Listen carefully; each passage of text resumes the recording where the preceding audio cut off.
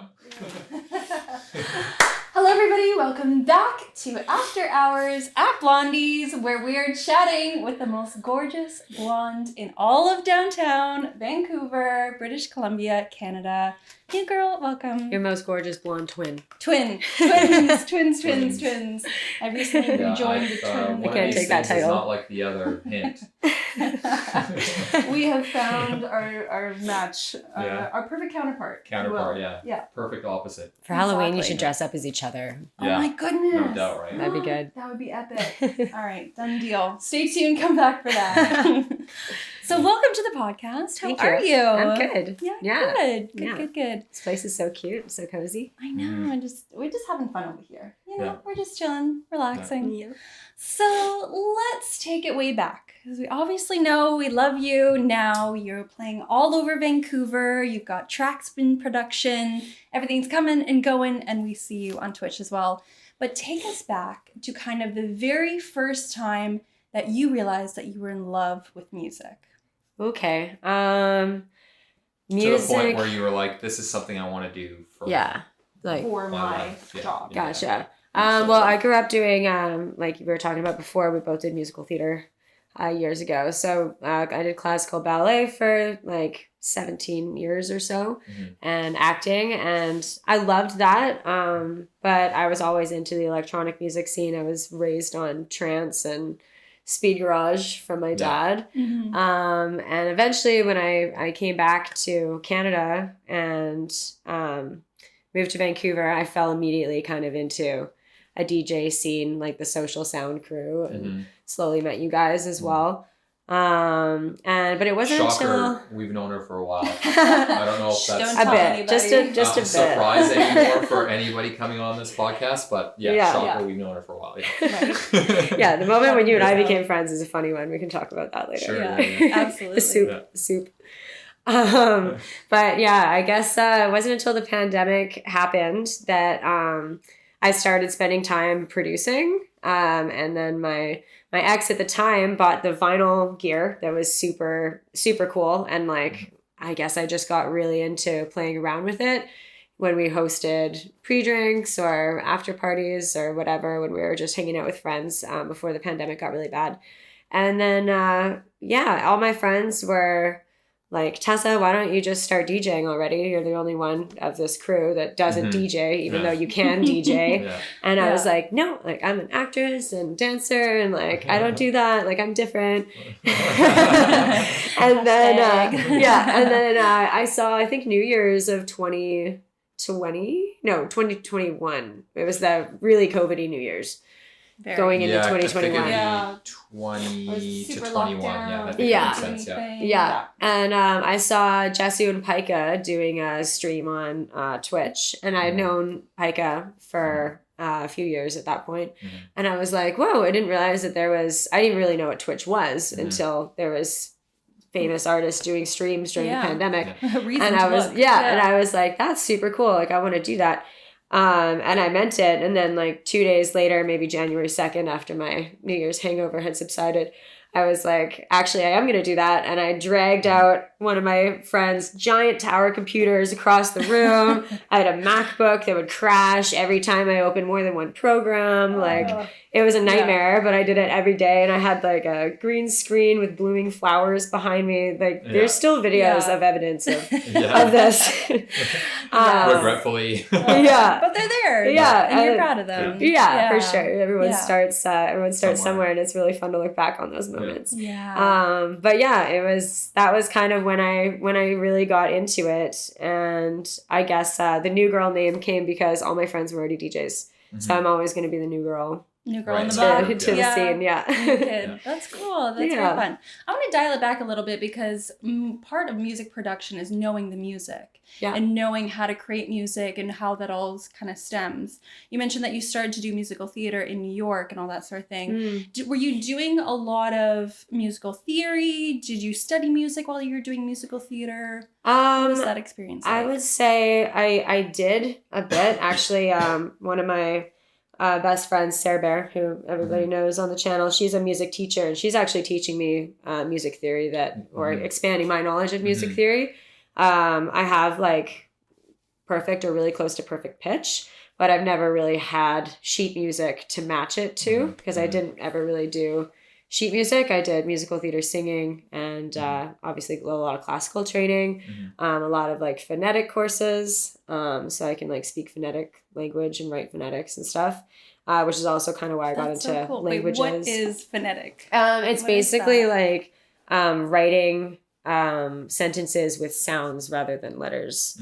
Like it's, you write each sound in a word, and it's, some of them are similar to letters, but some of them are different. Like the sound sh, like sh has its own symbol. Oh, okay. Yeah, so that's how you learn different dialects and different accents in acting and musical theater. So like I did a lot of work on that, and then I ended up living in Italy for a year and a half or so in a film, and then I fell in love with languages and kind of put those together. And so now my side hustle, I guess, is slowly finishing my Bachelor of Arts, majoring in Romance languages, minoring in Italian.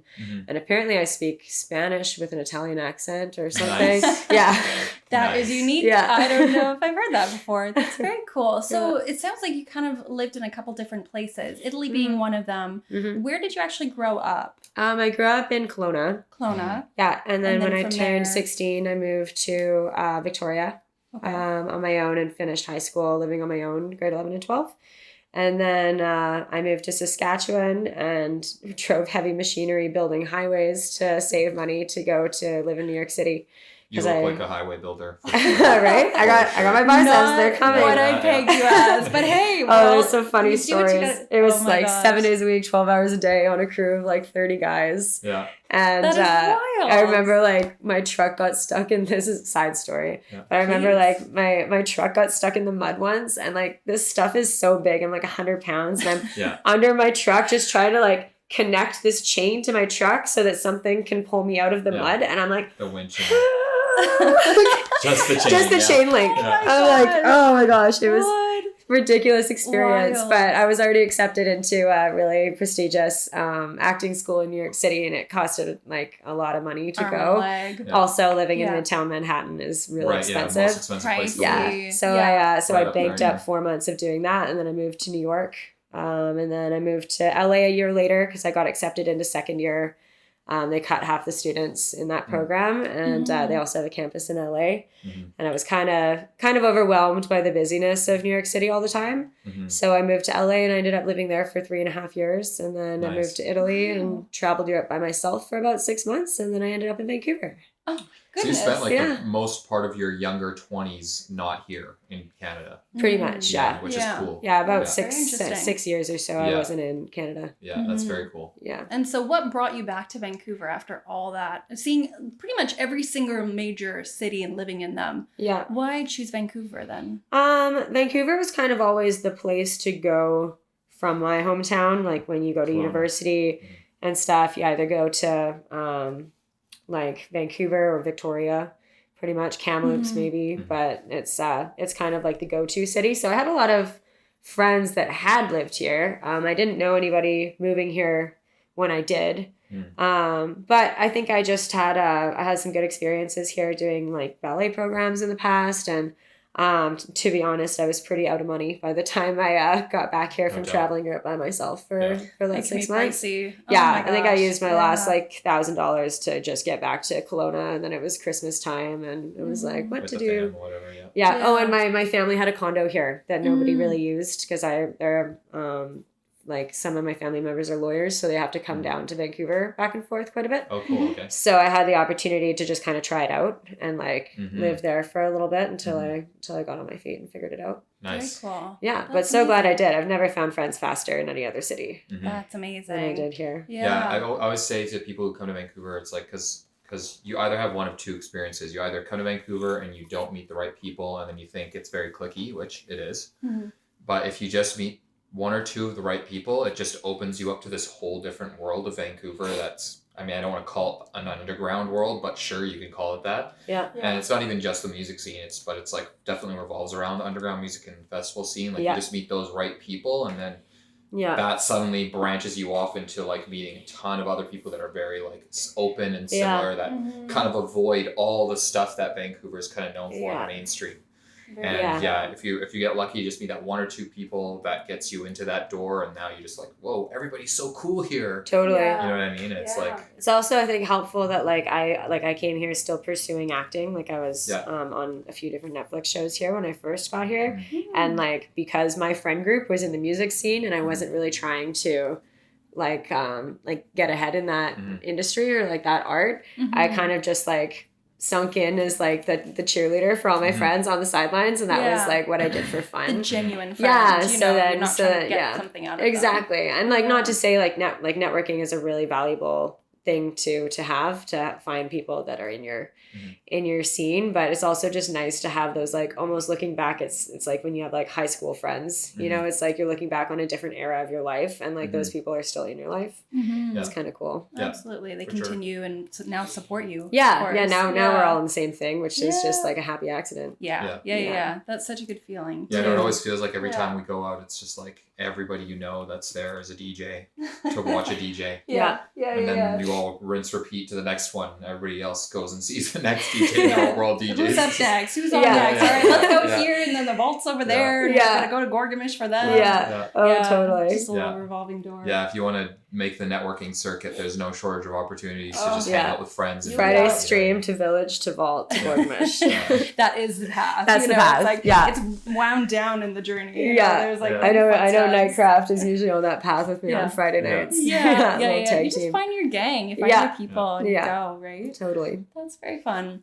So very cool. So you were doing acting along the way, musical theater, we're getting into Vancouver, you find your people, and then COVID happens, the pandemic, everything shuts down, and then you decide to stream because you're so inspired by jazz. And also like I was really lucky that I was living with somebody at the time that had like all these crazy pieces of equipment were available to me, so I could practice, which I still, looking back, I don't actually know why Lyndon got the vinyl in the first place, because it's not something that he had ever really done before. But he was just like, cool, this will be something really fun to try out. And like, little did I know that would end up becoming like your signature thing. My love. I think I have like around 3,000 hours on that gear now. It's like, that's where I live. For sure. A little home in that. And also just like getting Ableton and learning from my friends around me during the pandemic. Like it's like I don't know what to compare it to. Maybe photographers like using Photoshop or things like, it's a really complicated program where you can be creative, but you have to learn the language before you can speak the language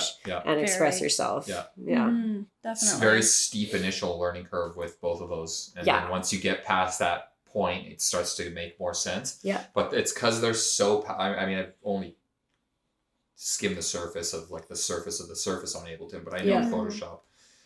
I've been using Photoshop literally my entire life, and I know how to use literally 0.01%. That's you know what I mean? Like, and I'm better at Photoshop I'm better at Photoshop than 95% of the planet, and I know how to use 0.01% of it. So there's it's like, just so much packed in there. Insane. I saw this TikTok that was like, there's this modulator and it's a plug-in thing, but you can turn it on by 3 different buttons. You know, it's like there's so many options. Well, then you buy different plugins, and then there's like a billion things you can buy to add on to it. I think it's endless. Really, it is almost infinite with both of those things. But that's the nature of the of producing the art with those two tools. Is it gives you, that's why they are the industry standard. They just give you so much headroom to go nuts. Well, endless creativity and endless opportunity to create a unique sound if you figure out what you like and take the time. Absolutely. So let's talk about Twitch a little bit. So getting into Twitch, you started, from my calculations, February 2021, and then you reached affiliate March 2021. So that was a pretty short. Girl, I'm a paralegal. This is true. Are you surprised? So 2021, what were you doing? So kind of like walk me through like getting started on Twitch. Like, did you kind of were you following in their footsteps, Jesse and Pika's footsteps? Were you kind of branching out, doing your own thing, doing your research? So I lived in a house in Burnaby with Lyndon, Will, and Callum, who you guys know, all 3 of those people. 3 boys, all really creative in their own different ways. 2 of them in music and 1 of them in costumes. And I was just doing school online, which was pretty chill. And I couldn't work because I had everything shut down and stuff. So that was a little complicated. So yeah, I just had all this time on my hands, and then I would just jump on the deck sometimes just for fun. But it's also, you get kind of bored just DJing to nobody. Mm-hmm. It's or when we have a party, but that's few and far between during Mm-hmm. COVID. All by yourself. You're like, I don't know if that was good. Yeah. You know? So yeah, it was cool seeing that Twitch could be used that I guess availably, what's the word I'm looking for? Easily, readily, for because I thought it was like all these big, like EDC Las Vegas did a Twitch version of like their festival, and it was all super grand and crazy. So I didn't realize visuals and the lights and the people it was a production. So I didn't really realize that you could just kind of sit around in your living room and DJ and hang out with people. And so that's where I got the idea originally, but it was just crazy. Like within like a week or so, I had maybe 3 people in my stream watching, and I'm like, these people are just here watching me and hanging out, like we're chatting. Like I just didn't really understand. Like and did you have a mic at the time, or were you just I was on a mic. Yeah. Cool. But they were just kind of ended up like my little ride or dies, like during the pandemic, and Alushua was one of them, who's like now one of my main mods. But yeah, it was just really cool to start creating that those connections with people of different ages, different genders, different countries, and it gives you an opportunity to actually find something in common that matters with people, rather than just being the same age in the same city. Which is kind of what the world has become. Like why can't we look a little deeper and find things in common to create friendships with? And have the opportunity to meet people all over the world. And that's like, if that's when you're using social media for the right purposes, that's where it really is. Totally great, you know. And it returns you tenfold too. As long as you stay positive and consistent and stuff like that. And you know, I mean, it was also at that time, like you said, it was that crazy New Year's where everything was shut down, nothing was happening. And then, like you said, well, I'm going to do this, and then kind of everybody was stuck at home. So the only thing you could, like, that's why Twitch became big. That's why Snow Leaf Hands, I don't know if we're allowed to say it here, became big because, you know, like, everybody's stuck at home. You got to do things online, including work, including put yourself out there, including sitting at home for your entertainment. There's only so many Netflix shows you can binge before they run out of content. Seriously, you can only call so many friends too. They're like sick of talking to you. Saturday night Skype calls. We had a big like group of us. We played Jackbox TV and stuff. Exactly. So but also like being like I'm a very extroverted person. Like I gain energy by being around people, and it drains me to be alone. Although I do like my alone time sometimes, but it really resonated with me when I realized that I could have that kind of social connection with people.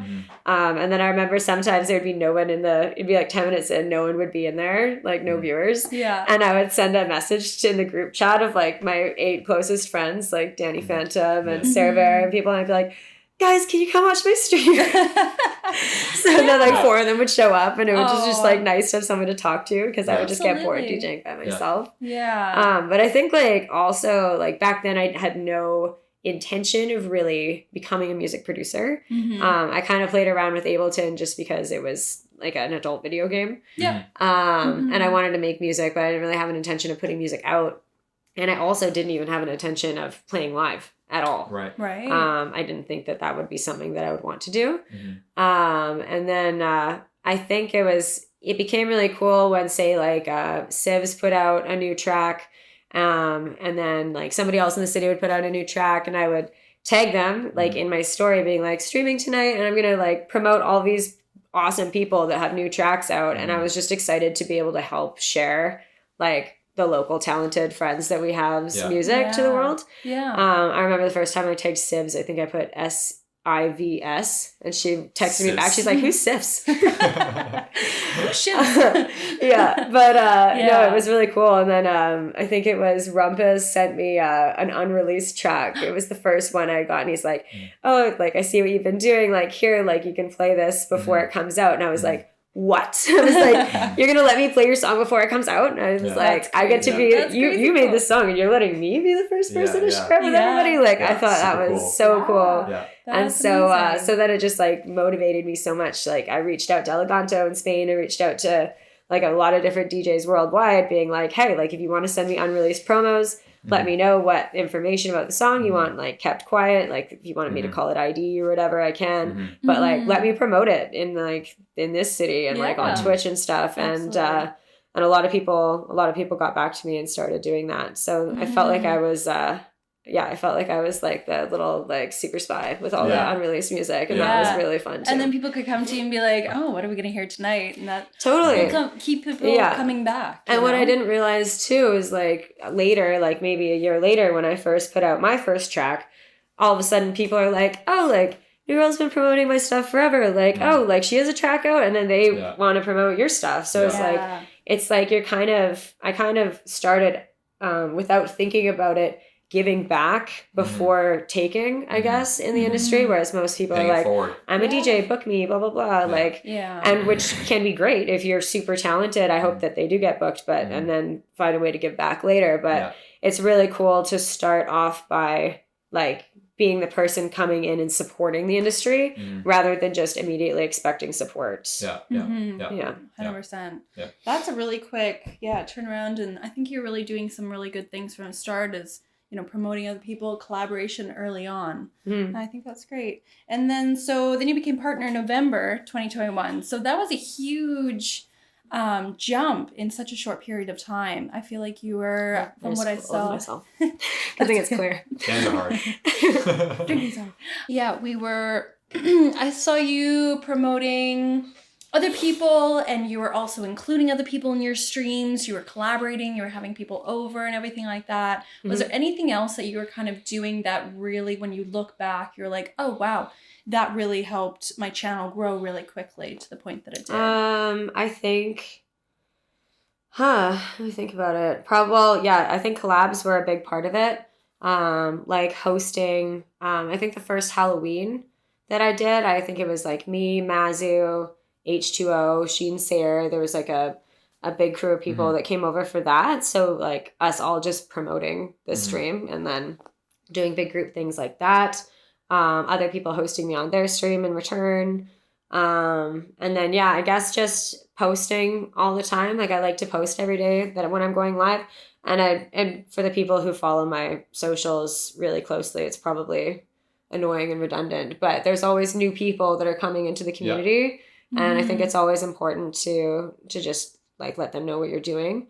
And also I think a big part of your channel growing is because, it gives you the stats at the end of your stream, how many people, how many viewers you had total, like that came in and out of the stream. And like, it's usually a lot bigger of a number than your average viewers was for that night, which is normal because people are just like surfing around doing their thing. And I always find like, naturally, like I'm a pretty silly, ridiculous person, and there's lots of little jokes that come up. Like everyone in my community knows about like the disco corn or like the rum and eggnog stuff, like the vacuum thing. I forgot about that. Babylonia? No. Babylonia shots. I haven't done the squeaky clean vacuum one in a bit. That's fine. I remember that. That was when I first tuned into your channel, and you would always vacuum, and I was like, is this Twitch? I'm so confused. Also, I have a Dyson named Dustine now, and I think she's only been out and about once on stream, so we should do that again. So. Yeah. I should have brought her. Fun. Next time. Stay tuned. Next podcast. But there's like so many people that come in and they're like, oh my God, what the heck is going on right now? Yeah. And I think like for me, like growing up, like in middle school, I was kind of the one left out and like kind of bullied when I was younger. And you realize that everybody just wants to feel like included and like part of the game instead of like on the outside, and everyone wants to feel validated and heard and laugh when everyone else is laughing.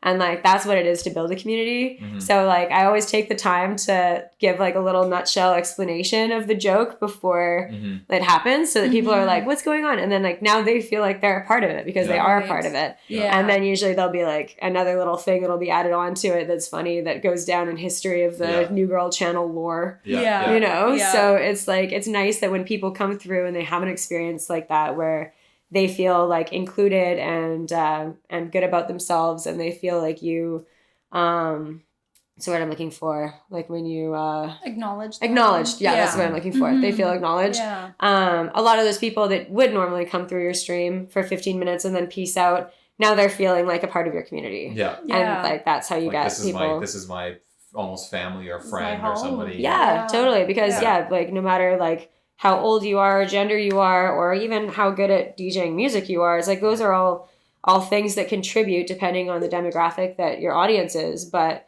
you could be like the best techno artist ever and someone comes in and it's just not their thing. Like techno's not their thing. Yeah. But if they have a lot of fun hanging out in your community, then maybe it could become their thing. Yeah. You know? Yeah. So it's like you can't really count on talent or looks or anything like that to really make a difference in Twitch. It's not like going to see somebody live. It's the only chance you have to speak to the performer while they're performing. Yeah, Twitch is about the engagement. It's not about the product. Yeah.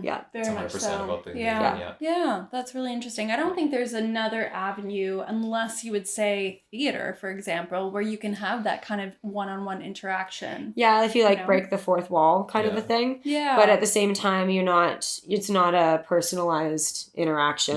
Unless you're getting audience participation. That would be more like improv would be more close to that. Yeah, with something like it's something like with Twitch and any other streaming kind of service thing like that would be like you said, it's the chance for, we're not celebrities or whatever, but like, even if there are celebrities on Twitch, they're talking to their fans, like they're doing that, like Deadmau5 is fully talking to all his people when he streams. Totally. Cascade, all these guys, James huge Hype. megastars, they're talking to their, like, that's crazy. You couldn't think of that 20 years ago. Yeah. Like a celebrity, a AAA celebrity talking to their fans, like all the time, not just once in a while, all the time. Yeah. Like all the time. Yeah. So and bringing them in, bringing them backstage, letting them in on the jokes, like that would never really happen before unless you're part of their tight-knit circle, right? Exactly. Yeah. You feel like you're part of the circle, and and I think that comes down all the way to people at our own level, which is more human, I guess you could say, where we're still performing. I mean, I'm not saying we are. You are. I don't. You are too. I will maybe. You're I don't know. Whatever. We're chatting right but now. We're performing. You're the new boy, DJ New Boy. We're performing, and people are entertained by that. They're engaged by it, and it's not just passive. They can, if they want, they can, send us a message while answer the question, or things like that. And again, 20 years ago, like, this is not possible. Like, it's any just, of this stuff. No, I didn't know Twitch existed. Just the idea of it. You know what I mean? Like, even the idea of just being able to talk to somebody that's entertaining live. Like, you don't go to a concert and you're like, oh yeah, I got a question for you. Axl Rose, what's your fucking passion 5 years from now? It's like, what's your favorite color? Like, it's like, they're like purple. It's not possible, right? And even like with things like Twitter and people tweet and about a celebrity, there are many times where they'll reply to that tweet. Not all of them do, but some of them do, and it's like, what? We're talking to these people? It's crazy. So it's I think it just gives a more rich entertainment experience. When you do engage with your your community and everything like that. So there's very, very positive aspects to the community, of course. And have you found any downsides or negatives or like kind of bad situations that you've ever got yourself into? With Twitch specifically? With Twitch. Well, I mean, you have thousands of people coming through your stream within like a matter of a stream or a week or whatever, wherever your channel's growth is at. And out of every 1,000 people, there's going to be one who for some reason is really unhappy and having a bad day and letting everyone know about it, So it's really important, I think, to have moderators just to like, not that I don't want those people to feel heard too, but don't push that negativity on other people that didn't really ask for it. And you're also like changing the vibe of like a fun, playful environment. Yeah. So it's like, I like for people to bring their positive vibes and stuff. And so having moderators just to keep that energy out of it is important. But at the same time, like, I've had OGs that have been in my Twitch stream forever, and they'll have something happen in their family or something. And like, we've had like conversations, like DM conversations. I'll be like, oh, like, I really hope that like the stream tonight can like cheer you up. I'm really sorry that's happening or whatever. Like, there are like real real connections. That's different. And that's different than negativity. It's like life isn't perfect. Yeah. No. I mean, sometimes I get on stream and I feel like I'm gonna die because I whatever haven't slept properly, or I'm like have the flu or something, and I'm just trying to, it's not all. It makes you relatable too a little bit. That you're not trying to be perfect all the time, I guess. Or you're letting a little bit of imperfection in. To the reality your situation.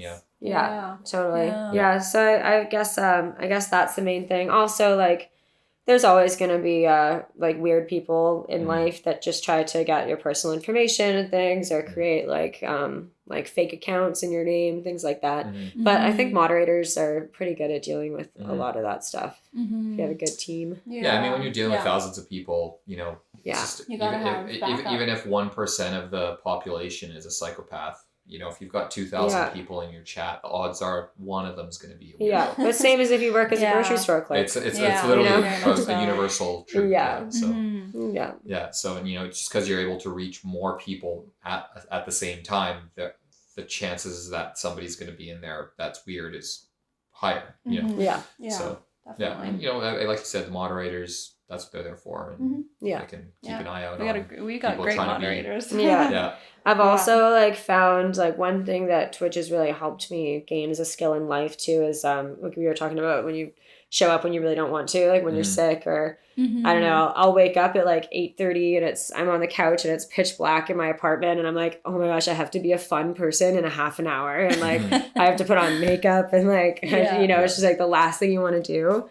But I have found like keeping yourself accountable and just like showing up anyway. Like I'll be like, new girl, you just have to do like an hour, like, and then if you want, you can like turn it off, put on Lord of the Rings, and like go die in bed. But like usually those are the one time where everybody like kind of makes up for your lack of energy, and you kind of counter each other, and then the chat gets me super stoked, and I end up going for like 6 hours or something stupid.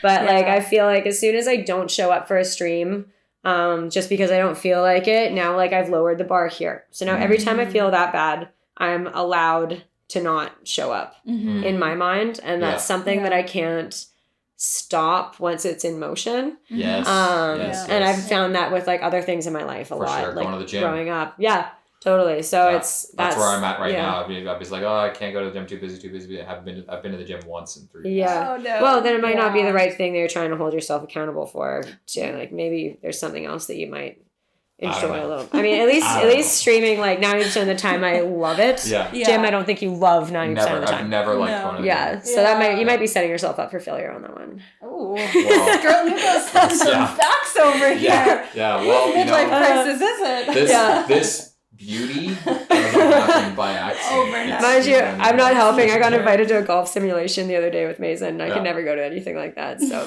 he's doing great at golf. At least golf keeps you active. Doing great at golf? Doing consistent. That's an oxymoron. No one does great at golf.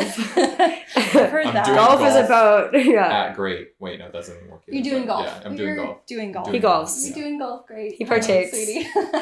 he hits things with things. Yeah. Sometimes you just need anger. Anyways. but yeah, no, Twitch has helped me really like stay accountable to myself, and that's something that I've kind of never really mastered as a human. I don't think until the last 2 years. That's amazing. And like even with dance, it's like I mean I'm not a flake, but like there's lots of times when I'm like, I don't really feel like it, and I can just justify it to myself. Yeah. Well, this is the thing. Like this podcast is the thing where it's like, because my life is. My life. It's absolute utter chaos. It's like whimsical, chaotic, sometimes terrifying. For anybody that doesn't know, anything I ask you, you're like, yeah, maybe. Exactly. But this, which is fine. But it's the most organized. 7:00 Wednesdays. I cannot schedule anything around this. Or anything. Yeah, nothing comes before this. No. This is it. So this is my one anchor point in my entire chaotic life. Yeah. Mazen hates the chaos though, because you can tell when we pack to go to a music festival, and his car has to be packed so perfectly and like controlled. He's like, this is the one thing I can control today. And it's going to be controlled my way. Exactly. Yeah. We all need balance, and I don't think I have any of that right now. So let me have my Lego, okay? That is the balance. That's the counter. That's It's okay. We all need to find balance in our lives. And I guess that is a good question to ask you is like when you do feel burnout and when you do feel kind of at the end of your rope and it kind of goes beyond whether or not you want to do it or not, but just life in general and you get a lot of things going, you've got your gigs and you've got your Twitch now because things have been in motion for you quite quickly over the past couple months. I've noticed that you've done Rifflandia, you've done a couple festivals, you're playing Gorgamish, you're doing all that sort of thing. Like when do you feel burnout? And when you feel burnout, what are the kind of things that you're doing to help yourself? Yeah, I definitely do feel burnout. I kind of I've always been the kind of person that just go is like 20 things to do every day. Like don't stop, can't stop. Yeah, you're good at checking things off lists. I love lists. Oh my gosh, I'm like with you with your car. That's me with lists. Yeah. There we go. For sure. But so when I do get burnout, it hits me like with like, I don't know, COVID or swine flu or some awful sickness where I'm just bedridden for like 3 days. Or like sometimes it's like mental health. Like I just cannot bring my carcass to drag itself anywhere. Like I just can't. But usually it's just like 2 days of absolute puddle, like rather than being turned off the things that I love. And then like after 2 days, I'm like, all right, like let's get it back. You just allow yourself 2 days of stillness, doing nothing. Yeah, sitting. like I wish it was like that graceful the way you make it sound. I wish it was like bottle of wine and a bubble bath, but no, I don't. It's a dumpster fire. You know, napalm on it. And that's okay. And maybe me being a little more proactive, taking the nice bubble bath once in a while, would probably not end in this burnout. But no, it ends up with like me just like sitting on a couch, like can't even look to the other direction because I'm so tired and like probably sit there and cry. Actually, I cry in the shower, so no one knows I'm crying. Excellent. Until now. I call it a bower, and then you plug it and it just slowly turns into a bath, but it's kind of lukewarm, and then you're just really unhappy. It's like, and the tears are falling into the bath. Tears? Let's find out by giving it more. Yeah, no, that's my prime pity party right there. Is when you have a bower. You just let yourself go. Let it happen. Yeah. Let it all out. I think that's actually really healthy. Yeah, honestly. It's better than some ways, I think. Yeah. No, that's perfect. Well, we do what we can. You know? Yeah. But yeah, burnout happens to everyone. Just because you look like you have your shizzle together on the outside doesn't mean you always do. Yeah, I mean, we're all human, unfortunately. Yeah. Not superhuman. Yeah, if any of you ever becomes a vampire, you got to turn me immediately. Because I would love to stop aging right now. Yeah. That's your true and final form. Eat it. Yeah, exactly. So I guess let's talk about the hustle now of everything that you're doing because you're out doing things. You've got all this stuff going on. What is your kind of mentality about like, I wouldn't say getting after gigs, but like, how do you kind of keep yourself in motion once you get going? Because I think a lot of DJs, what I'm trying to say is like, I think a lot of DJs kind of get their start, they get going, and then it kind of peters out. Like, you seem to be very consistent with all the things that you're doing. Yeah. There's a little question inside of a big question for that one. I think like, when it comes to like just industry things, like opportunities, like how you like you DJ something and then somebody notices you from that thing. And there's been times, usually I'm actually really quick to think about this when I'm like, oof, like I don't have my production ready. I'm not like sending tracks out to record labels. I'm like, I have a ball rolling. I just played this big festival and now I'm like wasting my time of being like having the wheel turning and like I could just keep it going. And it is something that I worry about sometimes, but then usually right when I start worrying about it, then like I realize that I get called by somebody or get involved with something with friends and have a new project and then I forget about it completely. So I think like if you just like put all of your effort to do the things that come your way properly and like that are always a good representation of who you are as a DJ. I think that that's the most important rather than having more gigs. Like for instance, when I play Gorgamish, like it's a 3-hour set. Like that's a long, it's a long time. It usually takes me about 10 hours or so for like between music hunting and like figuring out what I want to play when. It's not like an exact set list or anything. And those of you that watch my Friday streams know that when I play Gorgamish on a Friday night, I always test out all my tracks in the set, so everyone kind of gets like a sneak peek of my Gorgamish set that's not going to be able to be there. And I have a little notepad and paper like you do right now, and I'll be writing down like key changes or writing down like change your cue point on this track and bring it in on the second drop because it's a too long of a track or things like that. So I find like if you really just take the time to prepare yourself properly without getting like so obsessed with it that you're like, then it's going to be the worst gig ever. If you get too crazy about it, it never ends well. Or in your head too about it. You gotta still stay fun and casual about it, much like streaming kind of. But doing the prep consistently makes it so you can be fun in the moment. Because now you're like, okay, I'm ready for a handful of different things that might happen that if I didn't do any of that prep, it would all be chaos and like frantic. And like maybe you pull it off, but you'd be way more stressed. You know what I mean? Chances are you might not pull it off exactly that well. So just doing that prep, I think this is with anything in life, just doing it enough. Again, you don't want to overdo it. Like you said, you don't want to be a perfectionist, which we can all sometimes be plagued with. Is the sense of need to be perfect on everything. You know, it's you do want to prep well, but you know, again, with anything, doesn't matter if it's just DJing or anything, like anything where you have to perform live. And you need to know your music in that situation. Like there's a lot of times when I'll like purchase or get sent promos and stuff like right before my stream. And I'll have tracks that I've maybe just heard like 3 seconds of the second drop in, and I'm just, this is good. I trust this producer. I know it's going to be good. Like New Matroda, I'm sure it's going to be good, you know, but when it comes to actually playing like a Gorgamish set or a Rifflandia set, you need to know like the sneaky little surprises that some songs have and like when is going to be a good time to mix out, especially Gorgamish is like the style of music in which my goal is to not have my transitions heard. Like you want it to flow like, oh, when did that song end? When did that song begin? Kind of a thing. And like putting my like funky new girl essence into that is also like an art in itself. So like finding the right music. I remember I played 2 weekends ago, I guess.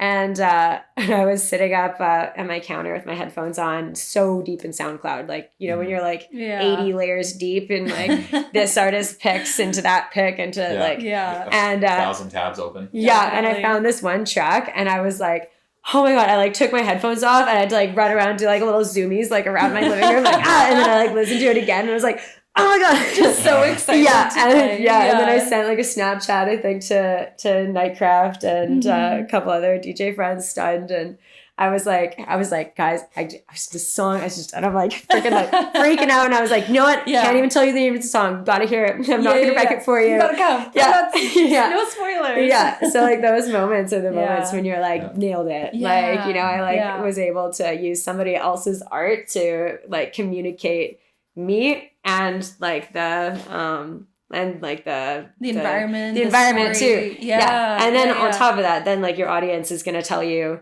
with their enthusiasm like what way that they want you to take the set. But also if you're just really freaking excited about a song, they're going to be really freaking excited about the song. You're like, guys. That's awesome, actually that's something that I've been really learning a lot of in the last year or so, is that a lot of DJing is kind of bedside manner. Like how you're perceived as a DJ is not just your music selection, not just your ability to play, but also like your energy on the decks, your ability to like keep the crowd engaged with you as a person, and you know, and it's not like talking or like whatever, but like just also like your expression, your dancing, you know, how you build up the track with your hands or whatever. Like these are all things that like are almost essential to being well-liked DJ, you know. Pick up on body language, whether or not you think you portray it or not, and that's something that new DJs, I'm talking about myself here, don't quite realize. You're just wrapped up in the thing because you're like, oh, what's the next thing? That I want to make sure that I get the drop right and this right and that's not with working. Live shows and Twitch, or just live shows? At first, live shows. Twitch, I was pretty much felt comfortable because I kind of ignored the audience. Too, right? Yeah, I'd be like, oh, I fucked up that transition. Exactly. Yeah, exactly. That's what I meant. And they're so, everyone on our communities, you know, are just so accepting and nice and everything like that. Now they know it's not a recording. You know, it's just like, we're doing it for fun over here. Now we're a little bit more serious about it. But like, and I feel like when I was doing my sets live the first time, like, all of the photos, I was just bent over, making sure everything was good, you know. That's normal though. That just means that your quality of your work is important to you too. So like that's not a crime. And like as you get more comfortable, it'll get easier. But like also like like you were saying, when you get excited about a track and you're going to play it and you're like, the other people are getting excited. Why are they getting excited? Because they know you're getting excited. Yeah, because energy is contagious. You getting excited. Yeah. And that's I think that's a big part of performing is how you as a person come across to the crowd during that set. It's all part of the story. It's all part of the performance. And it also depends on if you're DJing to a room full of DJs or a room full of people that aren't involved in the scene. Because if you're that is definitely two different things for sure. Because for bikinis and board shorts, for example, like that was Mazen's first first show with like a billing and everything, and like that's a pretty intimidating show to play. There's tons of DJs in there. Like for me at this point, that's when I get to goof off and like and be fun. But if I was new to the scene, I'm like, ooh, like all these people are gonna be so interested like to see because they've never seen me before, and they're gonna be just every single transition. I know. And it's not. I don't even. I am. And if I don't want to be. I'll be at the other side of the room drinking a Moscow Mule, and if I hear like something, I'm like. I'm like a little meerkat. You can always tell who's a DJ because they go, what's going on? Even before I was DJing, you know, I was always that hypercritical person, you know. I mean, again, even though I wasn't not in a negative, but like I'm malicious looking way, but in both ways. Like if I can pick up on things that the average crowd member is not hearing, that is awesome. And I can pick up on things that the average crowd is not hearing. That is a mistake, you know, or things like that. So you know, that was even before I was DJing, and now that I am DJing, I know exactly what that is. Instead of just being, oh, that's off, oh, that's on. I can be like, I know what that is now. But that's the only difference is that, you know, is that I can get more specific as to what I'm witnessing. But I know that if I'm doing that, they're all doing that. You know what I mean? Like, especially DJs who have been doing it for a long time, very experienced. Like, I know they're all doing that. And they're not doing it to be judgmental. It's just their brain is working that way. It's like when you see people who are in film watch movies. They're so critical about things that the average person doesn't give a crap about. And you're like, you know, until you get into the movie industry, you don't see things that way. And when you do, you're like, oh, now I know why all of my friends that are in the industry are always shitting on stuff all the time. It's because they see how I worked in film industry for so long. I literally don't watch movies or TV shows now. And like, I know exactly how the lights are set up, where the camera is, who's coming in, who's going out. You missed the mark, you know. There's no magic anymore. And I'm like, it has to be a really special movie. But same thing with DJing. But like, for instance, like when you first were doing your beginner, like your first gigs, like what was that, like a year, 2 years ago? A year ago, August.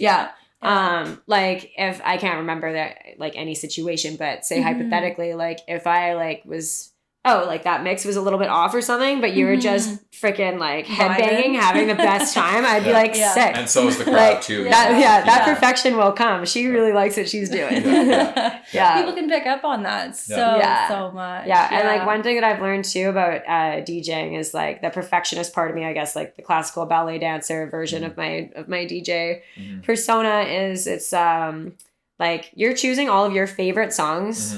And then you're showing them to as many people as possible. So it's like each of those songs you want to sound the very best or like at least as good as they sound when the producer artist plays them themselves, right? So it's like that's part of being a DJ is if you have a Maceoplex track like Solitary Days, it's like the most beautiful, intricate track ever. But then you play it like right after like some like banger like what's his Amila Knife Party. So exactly. Something crazy. And then it sounds like a letdown. And now like you made this beautiful piece of art sound like a letdown. When that song does not ever freaking deserve to ever sound like a letdown. So like you failed the music then like as a DJ. Like you need to create And not ahead of time necessarily, but like with your mind, you need to think about how am I going to make all these sounds sound as good as they can. And then also like I've noticed with production, it's the same way too. Like there'll be like a really cool sound and then now it's like hidden in the mix. And like, if that sound, you really like it and it's not serving a purpose,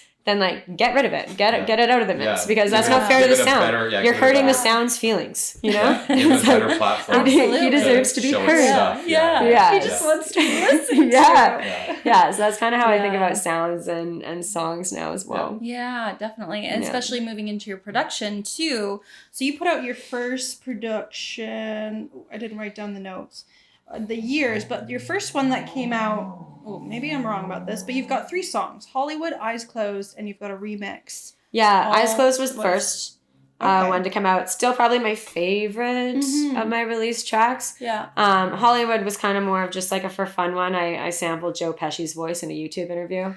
Talking to Martin Scorsese because I'm a total mob movie nerd. Why not? Yeah. And it's a fun song, but like I would never really play it at my live shows anymore. Yeah. And then the remix that I did for Gash Damn It was signed by Artichokes Are Yellow, who's a sub label of the Dirty Bird community. Yeah. Yeah. So then I ended up DJing the Dirty Bird Twitch channel around that time as well. But it's cool. The girl Anna, who's half of Two Tails. She's such a sweetheart. Artsy Choke was her Twitch name, not as a streamer, just as a viewer. And she was one of the first people that came into my Twitch streams. No way. During the pandemic. Yeah. And then like her and I started chatting and then she had just started producing music in Two Tails and so that ended up happening that way. Very cool. Yeah. Very cool. Kind of a random turn of events, but like even like that's being, just kind of meant to be. Totally. Yeah. So I guess let's talk about like the sounds that you kind of love. So I noticed Eyes Closed, it's a little bit deeper, a little bit more bassy than Hollywood, which is kind of, you said more poppy, more upbeat. What do you feel like you were kind of saying before is like your new girl essence? If somebody who has never met you yet comes up to you, wants to go to a show, what would you describe your essence as? I would say like the old school, like bringing back the old school in a new funky way is definitely a key part. Like those are songs that I'm drawn to, like artists such as like Earth and Days or Ewan McVicker, like people that are like old, like old school vocals, but brought back and changed around. And like, it's kind of cool too, because like that was a great song, but it's never heard anymore. Yeah. And so then you're like, creating a new avenue, which is super cool. Familiar and new at the same time. Yeah. And also like Eyes Closed is a perfect example of like the drop is a lot heavier than you'd expect it to be with kind of the ethereal summer like sweet vocal, and like I think that's my favorite part of it, and probably part of the reason why it didn't actually get signed. I ended up self-releasing it. I think I only sent it to like 1 or 2 labels, but they were like, oh, like this is the aspect of it that doesn't really match our sound. And I'm like, okay, well, that's the aspect of it that I like. So I'm just so I self-released it. Which like, honestly, there's going to be so much time to sign to record labels. And I think the integrity of the song as an artist is more important. But yeah, I like that. Maybe we're just not in the right era for it. You Could know, be. as tastes change, maybe it's like finds new life, you know? Yeah, it could be. And who knows, maybe I'll like redo the vocals on it in a couple of years and then release it somewhere else and it'll be super dope. But I like the dark and the light aspect of that. And it's funny because I actually, I was kind of surprised that I kind of made my little residency like home with Gorgamesh. That's like where I play the most. But it's like a very much more... not so much darker, but like melodic, progressive style of music than I normally play in my streams. But it's kind of like that. It's kind of like Eyes Closed. It's like taking like the darker part of my DJ interest and then matching my light side with it. And it's got that contrast. And like that's usually my goal when I'm DJing there. So I think that's a big part of what my production is going to continue to have in common, and a big part of what my sound is going to be is like that but like the light, kind of sassy, kind of female, like pink new girl, Paralegally Blonde also has that vibe. Yeah, mixed with like a deep, serious, like down to business sound as well. Yeah, you can do both sides of the coin. Yeah, and you like both aspects of it too. I do. Yeah, equally. I can't decide. No, and nor should you. Yeah, exactly. You don't have to. No, I think that's really good. Yeah, so I did notice in terms of like, I guess talking about both sides of the coin is you have been very consistent in your branding and who you are. And do you perceive that as like, will that ever change? Or do you, have you really got that locked in, would you say? Like as far as like my your identity, like name, logo, and like essence, like the and what you play now. Like, have you noticed any shifts and changes over the like past, I guess, 2 years that you've been DJing? Definitely. Like for myself, yes. How are they visible to people that aren't super connected with me as a person or with my brand? Maybe not, but I definitely think that for me, like marketing and branding, I find really fun. I find it really fun to like create themes and like like have like the little like rainbow lollipops depending on how many months you're subbed to my channel, and like like tying that in with things like when people think of New Girl, like I want them to be able to think of like a color. I want them to think of like a symbol or a picture, a sound. So it's like yesterday I was talking to one of my friends about how I keep losing so many chords, and they're like, why don't you get like a pink electrical tape and put a little bit of pink electrical tape on each one? And I'm like, you know what? Like that, like I would recognize it, but also if I leave one at your house or at Borgamesh, people are going to see the pink tape and be like, oh, it's probably New Girls. Like I've almost like, you know, I've like dominated in like our little community, like I get color in like an accidental way just because even the animal, the flamingo, you've got the flamingo as your thing. Everybody knows. Right? You've got your flamingo, you've got a flamingo my family. You guys are my family. But yeah, no, I mean all those things just kind of come about as mostly inside jokes and just actually things that I love. Like I love the color pink. Obviously, like on Twitch, there's a lot of things in my life that I don't talk about that you would know from being one of my best friends, but that's like a very honest side of myself, and it's the side most exaggerated on my Twitch stream. But like it's nice because none of it ever feels false. I never feel like I'm trying to be somebody else. I just feel like I'm just being like the fun, bubbly version of myself. Always does. Always has felt like that too. You know. But I don't think those things will change because those things have always just been me. But however, my sound is slowly going to transform. Like I just said, like with I guess the dark and light thing was kind of already present. I just figured it out, became self-aware of it recently. But yeah, I think like transforming as an artist and like morphing and growing is really important. But I think it should always still be like, this is who I am, and like that's like that's just that. Stay true to yourself. You know? And so I guess production wise, what are you working? Can you give us any hints on what you're working on right now? Yeah, so I have a few, probably like 3 or 4 tracks that we're close to being done. Okay. However, I've kind of recently decided to start playing around with adding my own vocals to them. Like you singing? Yeah. Amazing. Also because of branding, like we were talking about earlier, it's really nice like to have something in my music, like both in production aspects, but also just in like the synths and vocals and stuff in my songs, to have them have that in common. Because it'd be nice if somebody hears one of my tracks and they're like, oh, like that sounds like, is that New Girl? Like, you know, it's nice to identifiable. And like I'm going to be doing like, hopefully like I'm going to be collabing with lots of people that I look up to in the future. And I'm gonna feel like the little cute little new guy on the like new girl. The new girl. but I'm gonna be like, wow, I'm like so honored to like be working with like people, and like I've already felt that way in a lot of situations. But it's nice to still have something that's like it identifies as you, even if you are like the green person like on the track, or like the you still can contribute something and you can add value, and you have that identifiable thing. Like I could make a track with one of my friends and they could totally transform it, and I'd be like, wow, your track sounds so much better than I had it before. But if it still has like a little piece of my vocal, then it's still gonna have it's still gonna have some branding of mine. So I thought that that's a really cool aspect when I've been listening to artists recently that have that, and also think it's like pretty personal to be able to have vocals. 100%. I know that one of my friends came over to try to teach me how to use Melodyne recently, and what is Melodyne? Melodyne is just it's it's the tuner app for vocals. It's used in the pop world. Okay. Mostly. Cool. But it's the best one for even if you're not going to change the tune or the sound of your vocal, just to add proper reverb and things. But my friend came over and he's like, okay, can you just like put a vocal like in here? And we'll just like work on that. And like, I can show you how it works. And I'm like, wait, I have to sing now? Can Snore just meow?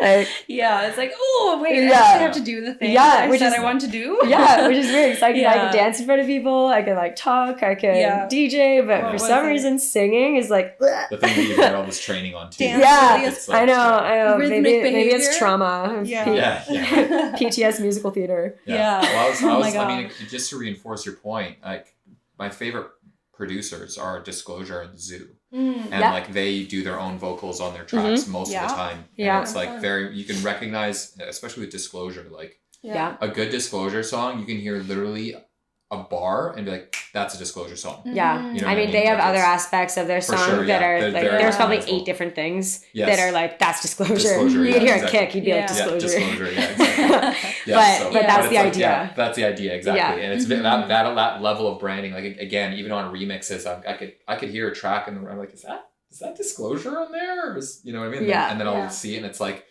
blah blah blah remix of a Disclosure track or Disclosure's or Disclosure's maybe the 8th person on the track. Like they might not even still know, but they still know he's in there. I've never heard, I'd be like, ooh, I hear that. You know? Absolutely. So it's that's kind of like resonates with what you're saying. Very smart of you. So that's kind of put my my production on like a little bit of a slow road. When I had kind of resetting. And I'm kind of like, it takes time to like find that sound too, which is why I was talking to ParalegallyBlonde earlier about how I've kind of my schedule has been kind of weird lately because I've been trying to get in the studio. I've been going down to the studio in Gastown with some friends a bit, and I think I'm gonna actually just like pull the trigger and be a part of that and go there a few days a week because I am not distracted down there, which is really key. No service down there. It's really key. This is in the same building as Northern House, right? Same building as Northern House. Because that's where Linden was too for a while. And Stunned and 87 Dove. There's a lot of friends that I've had there. Maybe I should bring the podcast down there sometime. Ooh, that'd be fun. Yeah, there's Wi-Fi. There's great Wi-Fi. Yeah, there we go. That'd be fun. So I'm gonna do studio time more, and there's like last night I was saying I started this track probably at like, I don't know, 2:00 in the morning I started, and then I just got carried away and I didn't stop producing until I think 6:30 a.m. and then went to bed and I got up at like 3 p.m. and that's just kind of been my schedule now. It's either because I'm DJing Gorgamish or because I'm producing, or like sometimes I'll just go to the gym at freaking 2:00 in the morning. Nobody's and like there. I'm a You night got owl. Gym. Yourself. Like whether it involves actually going out with friends and like partying, or if it's just like being productive, whether it's with my production or just life. It's like I've found that I can create a healthier lifestyle if I stop trying to be like everybody else's schedule. Stop trying to do the 9 to 5 schedule. Because life isn't 9 to 5. Because people are all like, "What do you mean you're up till 5 a.m.?" Like, whoa, and I'm like, okay, yes, but I still slept 8 hours. Yeah, that's my 11 p.m. So you're just doing the I'm a social moth. I do not like the sunshine. Like, turn off the sun. Yeah, winter's great for you, is what you're saying. Oh my gosh, yeah. Love fall. Love fall and winter. Anyway, that's just me. Nobody asked your opinion. This is my. I know this is. It's my interview. What did you do last week? What did you do next week? Okay. No, that's great though. Yeah. That's great that you're working on things and moving into producing and keep going with your Twitch stream. What do you see for the next, couple of months to couple of years? I know that's kind of a very broad question, but what would you like to be doing, say, in a year's time? You're looking back at the past year. What would you like to have accomplished? I would definitely, I'm not going to put like a number on it because I know that that's just going to, expectations always don't end up the way you want them to. But I would like to have a few tracks out or released or ready to be released or just feel like like a sense of accomplishment in myself that I've completed some of my goals production wise. Yeah. And that's kind of what I'm kind of growing through my procrastination station and just started really like putting in the time for that, because it's also like really intimidating when you know that that's kind of the next thing that's going to take your career to the next level and you're like, you're so scared of failing that you like kind of don't want to start. Yeah. You know? Yeah. So it's kind a of huge thing to learn, to do, to put out, and then receive all the no's. You know, we had Bryn Liddell on. He's like, I received 100 no's before I got that one yes. Oh yeah. No, it's definitely like a whole new thing, and it's intimidating, and it's just a lot easier just to put it off. And like I think that the whole last year, the times that I have procrastinated, I'm going to look back and I'm not going to regret wasting that time. I'm still going to be like, that was a part of my journey, not just in music, but just in life, figuring out how to like overcome like that level of fear that's kind of subconscious that you don't even really think exists. Oh, for sure. So that's kind of just been something that I've like been dealing with personally this year. So I think that that's going to be a big goal for me this year. Also, I've stopped taking as many live gigs. I kind of, I would rather do like a few big ones that I can really do prep for and really make like freaking awesome rather than just be doing like little ones here, little ones there, playing whenever I can, because like I can play whenever I want in my living room on Twitch. It's not like I'm itching to hit the decks. You know? You've got an audience almost whenever you want it. Yeah. Amazing audience. And probably make the same amount, if not more, too, per stream. Depending. Twitch is super inconsistent with money, which is difficult to depend on it. But I mean, a lot of people in the city don't pay artists as much as they should be paid. If you're gonna make $150 or whatever for I mean, you were just talking about Gorg. You know, we're not going to talk about what they pay, but you play for 3 hours. That's not the amount of work you put into it. You put in 10 hours of prep, plus the 3 hours to play, plus you're there for another 3 hours supporting. So now you're talking about making a couple of dollars an hour in like work. Like, you know, if you really think about it. So it's you know.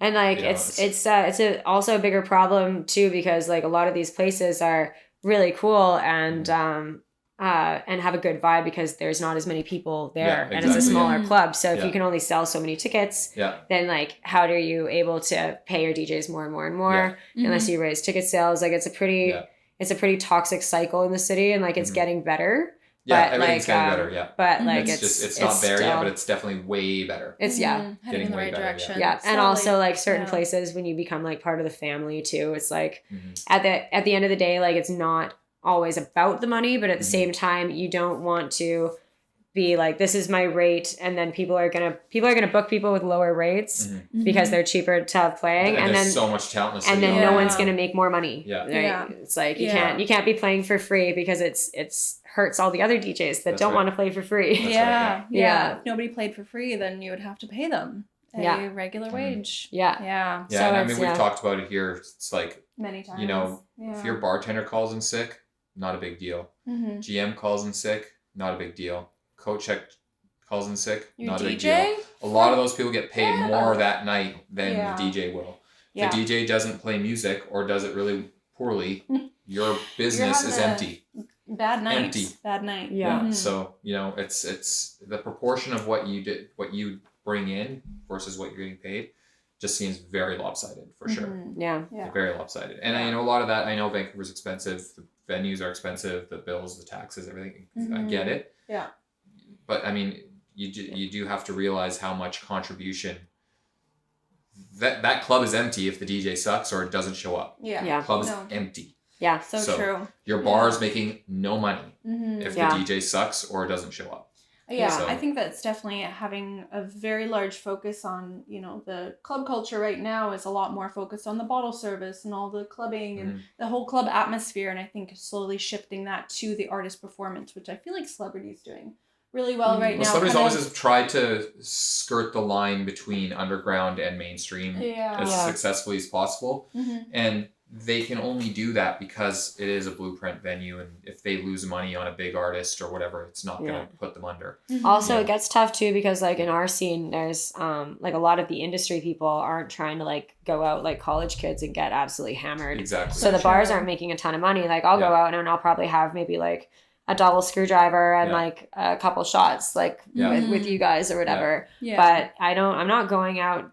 First of all, I'm hanging out with all the people that hire me and that I work with and that I DJ with. I want to talk to everybody about production and DJ stuff. Like I'm not trying to get sloshed. Yeah. No. And also I chicks. don't like being sloshed anyway. Like I like to just bounce around and like say hi to everybody. And so it's like, if we're all like that and none of us are going and spending $600 at the bar, and where is this money coming from? And then you go to after hours where they don't even sell alcohol. And then you're like, now where's their money coming from? How are they, you know? Then that's like door sales and ticket sales and all that sort of thing. Dollar bills of water, but then people are like little bitches in Vancouver and they're like, oh, tickets aren't $10. Oh, I'm not going.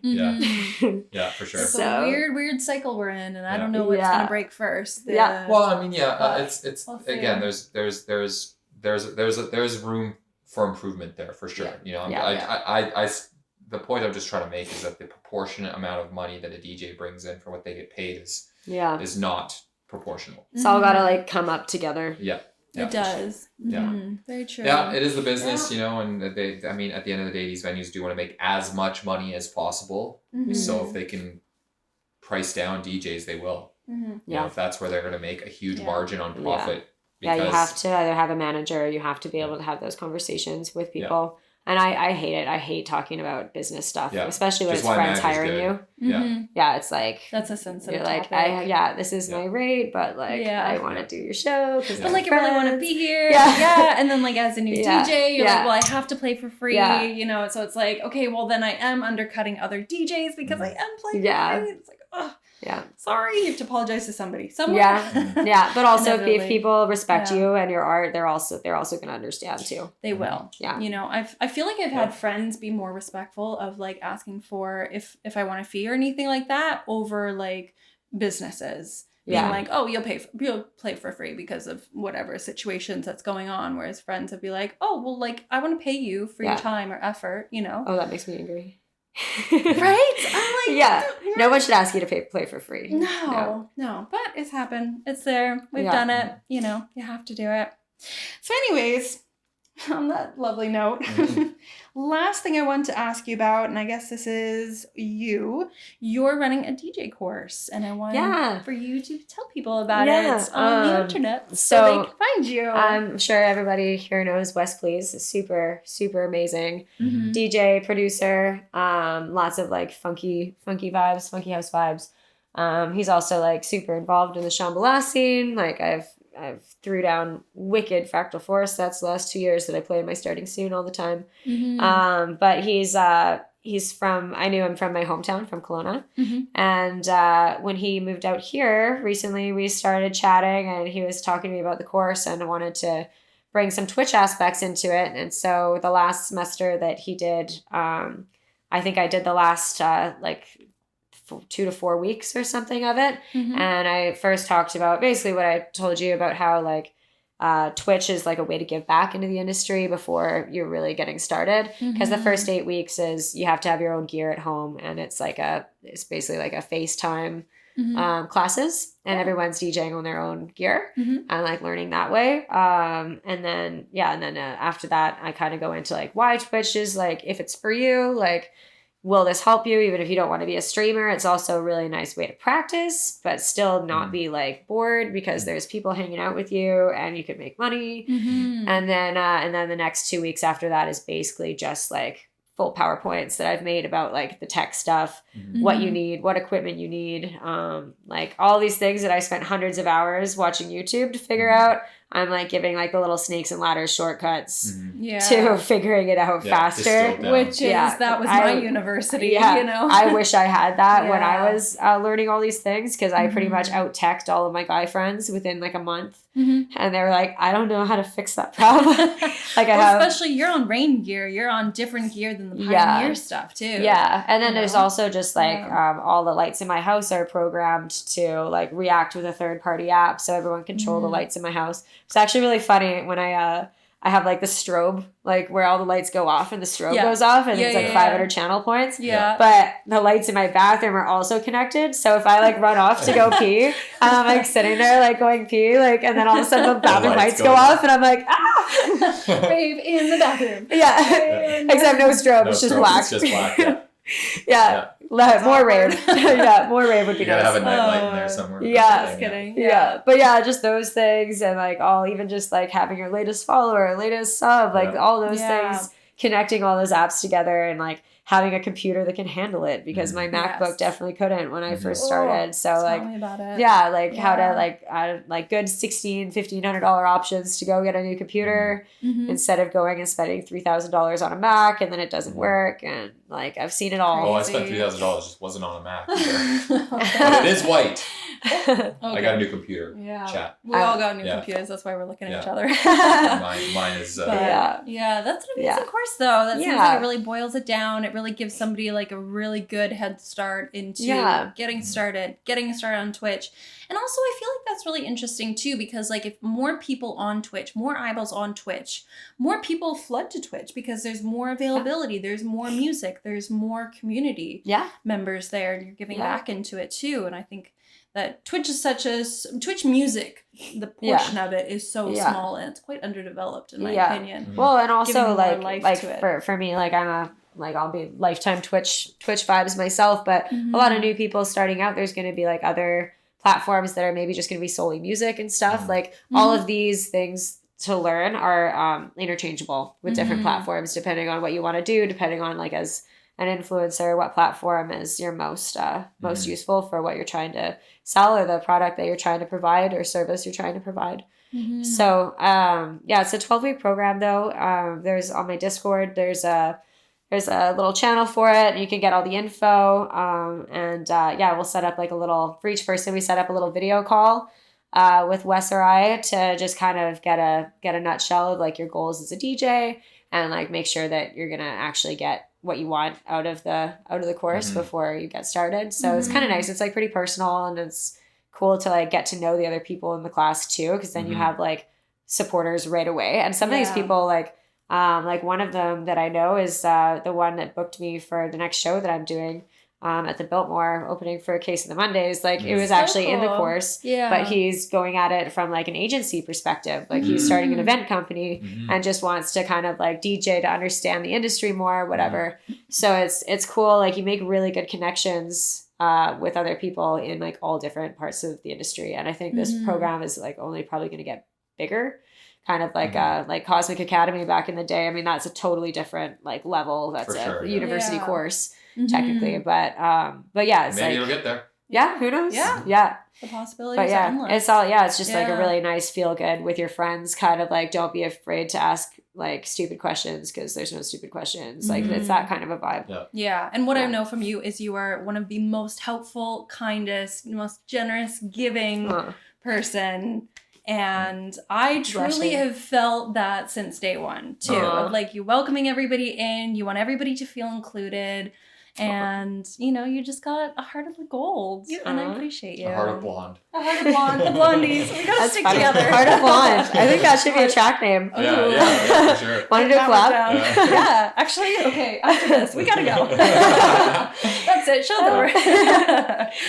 Do you have any final thoughts, wishes, cares, anything you want to portray to the world? What is your message to the lovely humans out there, new and young and old, getting into DJing, or veterans? What would you like to see? I would just say probably like find the reason why you want to do music, and make it into an avenue that's not selfish. Like make it into a way that you are up, like it's so much bigger than just one person. It's like what we're building in Vancouver is like pretty crazy. Like the amount of amazing DJ streamers we have on Twitch here, and DJs in general. It's like we're all like adding to the family. So it's like with like without going into it too far, it's just find a way to like support rather than like always give, and then like you don't even have to take. It's not give and take. It's give, and then other people give to you. Yeah, it's just, and stay accountable to yourself too. Just like set little goals, set reachable goals. Show up to your things, not for anybody else, but for yourself. And I'd say that's my main advice. Everyone has to find their own way. So there's pretty specific advice for each person, but those are the main things I think. we'll help everybody grow and have fun and have good gigs and have a good time. Yeah. So thank you. Jinx. Yeah. All right, we did get one question. It was about your name origin, but I've put in, and so did I'm David Shin also put in that was already covered and what was covered. So we've answered that question already. Zarek, you'll have to come back for the replay. So you guys will have to come back for the replay. We drop our episodes every single Wednesday live on Twitch, the live recording. And then on Tuesdays, we drop on YouTube and Spotify. So please follow because as we grow, you guys will grow and we'll all grow together. Yeah, we keep forgetting to do the basic content creator spiel. Like, comment, and subscribe. Right. That's how we grow. Yeah. You got to find a more creative way to say that. Yeah, I know. You need puppets. Yeah, exactly. You know, I think the fact that we have grown as much as we have without us even saying that's pretty remarkable. But it's amazing. You know, maybe we can accelerate things now that we know people actually like this shit. I didn't think anybody would care that we were doing this, and suddenly it's shizzle meter 10 out of 10. Believe in us so much. It's a bigger deal than I thought it would be. So let's keep the train going. Keep the good vibes going. Yeah. You love us. We'll tell love your friends. Back. Tell their friends. We can be friends. We can do this every Wednesday. Let's be friends. Yeah. Yeah. All right. I'll be friends. Let's do it.